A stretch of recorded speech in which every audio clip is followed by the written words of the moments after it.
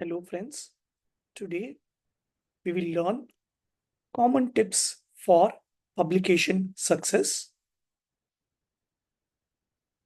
Before proceeding, I would like to acknowledge the place where I learned pediatrics and neonatology, that is PGMIA Chandigarh, and the place where I continue to learn neonatology, that is OVM hospitals.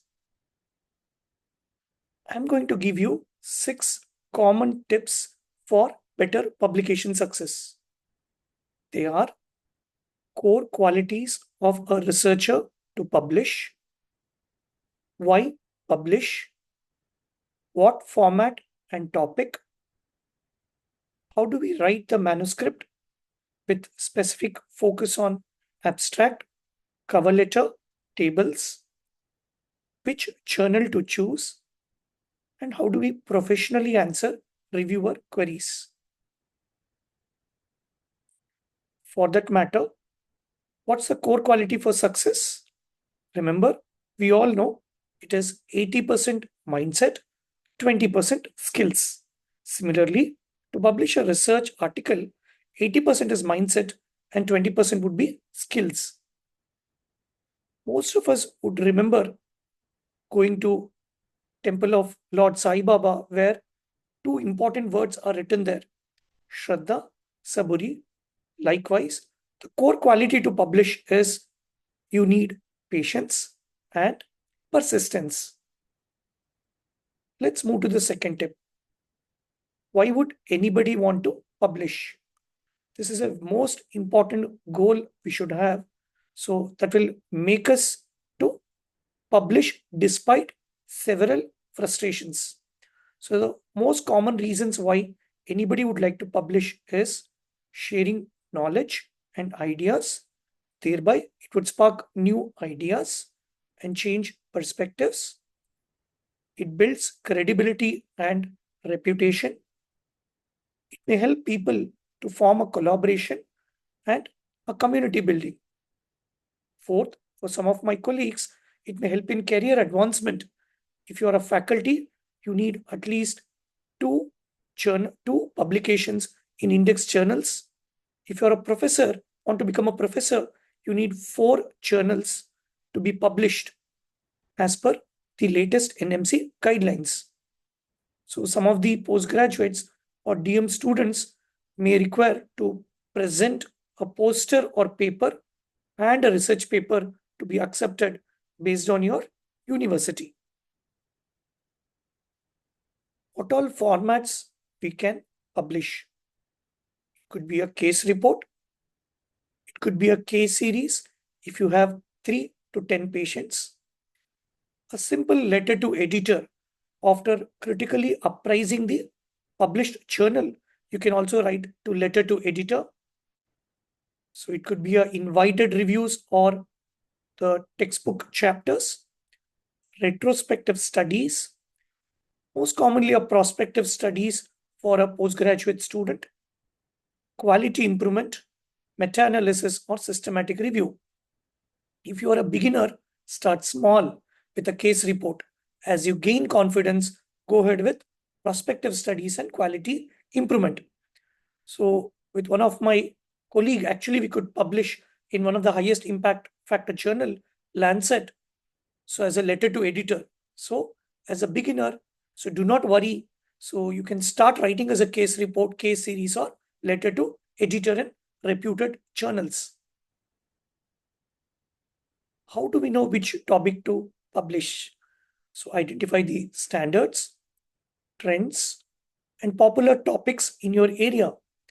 Probably attending conferences, research presentations, journals. At the end of discussion, most of the authors would have mentioned future research directions, or you can discuss with subject experts to choose the topic. Remember, never try to do a study which has been done in a neighboring medical college. Never try to reinvent the wheel. Always try to improve it. If already evidence exists, look for implementation. If already evidence exists, try to identify the gaps and close it. Now, most important aspect for publication success is your manuscript structure. Remember, we need to have an engaging title and abstract. This is the most important step what people read, especially your editors and reviewers. So have an engaging title and abstract. Support your arguments with strong supporting evidence. Have clarity and precision in writing. Avoid jargon. Stay concise. We may have to revise and edit multiple times, especially for grammar, coherence, and flow. Some of the tools are available these days, like Grammarly tool for grammar check, EndNote Mendeley for citation referencing. Remember to take help of your friend or a senior colleague who actually reviews journals, who can actually help you in mentoring your manuscript. Now, let's see about writing the manuscript. The most important is title page. List the key descriptors. There are two types of title you can write: declarative title or descriptive title. Declarative title is, for example, you say immediate kangaroo mother care helps in survival of babies. So if you've got a positive result, have a declarative result. Let's say your study has not found any positive result, you can write a descriptive format like immediate kangaroo mother care, randomized control trial. You just describe the study design. Second important aspect is abstract writing. Remember, abstract has certain word limits. Try to give concise information. So avoid using abbreviations. Typically, the abstract is written last once you have written your manuscript. Which flow do we write the manuscript? Start with methods, it is easy, followed by results, tables, and figures. I see most of my friends, juniors, starting from introduction and they get stuck. So start with methods, followed by results, tables, and figures for early completion of the first draft. In the results section, try to present with minimal interpretation, like what was observed or what you saw, rather than trying to interpret or giving your hypothesis. So what should be the reporting guidelines? Every study design has a specific or a standard reporting guidelines. For observational studies, we use strobe checklist. For quality improvement, we use square checklist. Next important aspect is discussion. It applies, the following words apply to most study design except quality improvement studies, where we write only lessons and limitations. How do we write the discussion? The first paragraph will have major findings. Second paragraph has scientific findings in comparison to other studies. The third part will take care of scientific implications or your hypothesis. Why you observed this, why you did not observe this.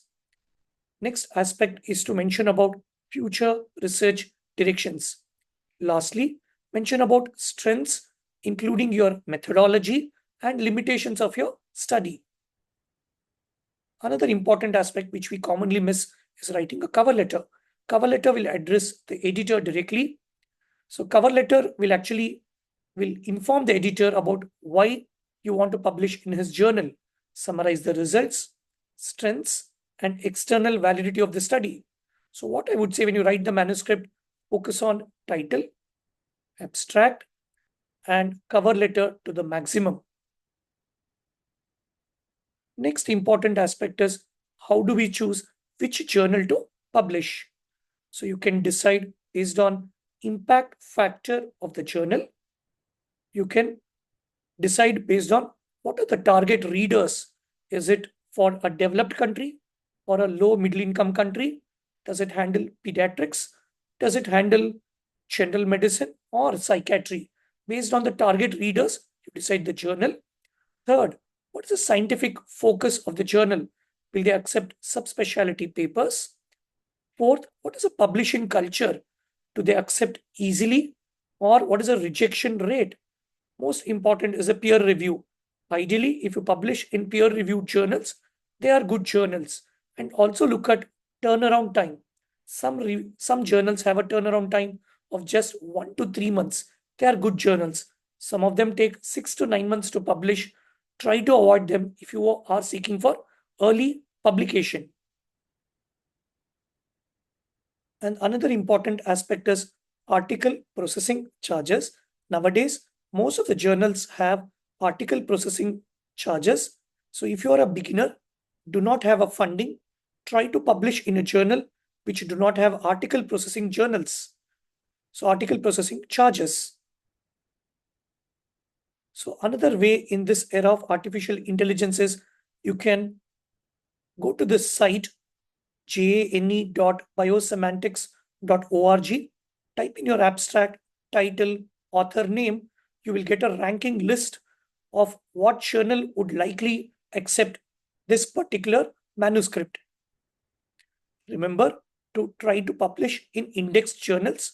I would prefer PubMed, followed by Embase, followed by Scopus. These are other accepted journals for promotions of faculty as per the National Medical Council. Follow submission guidelines. Read the guidelines of the journal carefully. Each journal has a unique submission requirements, especially for referencing. Some may use Vancouver style, some may use a different style. Some may use superscripting the journal number, some may use having in brackets. Follow specific formats, citation styles, word counts. Try to meet the deadlines, especially for special issue. The last most challenging tip is how do you answer the reviewer queries professionally? Remember, whenever you get a reviewer query, try to handle with proper mindset. Expect constructive feedback because this feedback is ultimately going to improve your own work. Stay open to critique without taking it personally. Practice reviewer empathy. Let's say there are unusual comments or misunderstanding from a reviewer, it probably indicates that manuscript wasn't clear in some way. Revise accordingly and respond through point-to-point response. Respond earnestly to every reviewer's comment. Never dismiss or ignore a reviewer's comment or recommendation. So what are the common challenges we as authors undergo? Whenever we get a reviewer query, our emotions will be like this. I do not think the reviewers understood my point. It would not necessary to change according to the reviewer's suggestion. We simply do not have such data. Repeating the experiences or analysis would not change my conclusion. Remember, these are all some of the bad examples. In reality, the right way to handle reviewer queries would be we would like to thank the reviewer for the interest on this topic. The reviewer has correctly pointed out that we acknowledge or we concur with the reviewer that. Remember, whenever two reviewers look at a manuscript, they would present their perspectives. So focus on the general comments. Editor summary is your priority. Let's say it could be possible that two reviewers may leave you conflicts. Choose the constructive one and diplomatically explain other reviewer that their fellow reviewer took the alternate position. Handle it diplomatically. Choose your battles wisely. If the requested change does not adversely affect the critical substance, consider making the change. It's not necessary for us to make a change just because the reviewer asked it. Make an objective, fact-based, scientific argument. Whenever you respond to reviewer queries, try responding early, not waiting for the deadline. If you respond typically within 7 to 10 days, it indicates probably you're more focused for publication. If you take longer time, there is a possibility that it may go to new set of reviewers and you get new set of recommendations. Once your paper is published, try to build a reputation, by using social media groups to network in your field.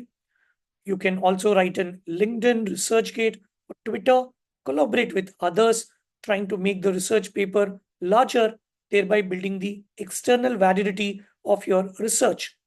Also, try to track metrics to monitor citations, downloads, and online impact. I would end my tips saying that stay motivated, set milestones, break down the process of writing the manuscript into small, achievable steps. Remember your goal. Why do you want to publish?